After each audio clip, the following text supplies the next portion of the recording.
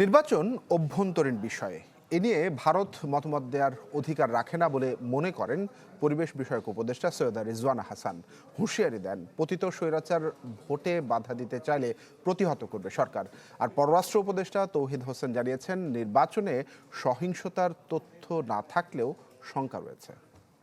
নতুন বাংলাদেশ গড়তে এলো জুলফিকার স্টিল। জুলফিকার স্টিল, ইস্পাত দৃঢ় অঙ্গীকার। নির্বাচনে উৎসবমুখর প্রচারণার মধ্যেই কোথাও কোথাও ছড়াচ্ছে উত্তাপ। তাই ভোটের এই সময়টাতে সহিংসতার সংখ্যা উড়িয়ে দিচ্ছে না সরকার। সচিবালয়ে পরিবেশ উপদেষ্টা বলেন, ভোটের পরিবেশ নষ্ট করার চেষ্টা করছে আওয়ামী লীগ। সাফ জানিয়ে দেন, নির্বাচন নিয়ে অন্য দেশ বিশ্লেষণ করতে পারে, কিন্তু মতামত দেওয়ার সুযোগ নেই। তার বিশ্লেষণ থাকতে পারে, কিন্তু কে জিতলে কি ধারণা করবে, জিতবার আগেই এত কথা বলে দিলে তো এই মন্তব্য বস্তুনিষ্ঠ সেরকম মনে করার আমাদের কোনো সুযোগ থাকছে না। ভোটের পরিবেশ নষ্ট করার জন্য যদি পতিত স্বৈরাচারের কোনো শক্তি কোনো রকম চেষ্টা করে, সেটা প্রতিহত করার জন্য সরকার প্রস্তুত আছে। নির্বাচনে সহিংসতার কোনো তথ্য না থাকলেও শঙ্কা আছে বলে জানিয়েছেন পররাষ্ট্র উপদেষ্টা।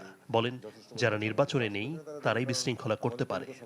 নরমালি হওয়ার কথা না, কারণ যারা নির্বাচনে অংশগ্রহণ করছেন তারা প্রত্যেকেই যথেষ্ট তাদের কার্যকলাপে যথেষ্ট সংযমের পরিচয় দিচ্ছেন। কাজেই গণ্ডগোল হলে যারা নির্বাচনে অংশ নিচ্ছে না বা নিতে পারছে না, তাদের দ্বারাই হওয়া সম্ভব। এদিকে সিলেটে স্বরাষ্ট্র উপদেষ্টা জানান, এবার নির্বাচন পরিচালনার দায়িত্বে থাকছেন না আওয়ামী লীগের কোনো দোসর। নির্বাচনের সাথে যারা জড়িত, এখানে কোনো আওয়ামী লীগের দোসর বলতে কোনো কিছু নেই। এখানে সবাই নির্বাচনের জন্য প্রস্তুত। এখানে সবাই খুব ভালো অফিসার, সৎ অফিসার। নিরাপদ ও সুষ্ঠু ভোট আয়োজনে সব ধরনের প্রস্তুতি নেওয়ার কথাও জানান স্বরাষ্ট্র উপদেষ্টা। অন্যান্য নির্বাচনের তুলনায় এবার প্রস্তুতি আরো বেশি ভালো। আদ্দিন সজীব, চ্যানেল 24, ঢাকা।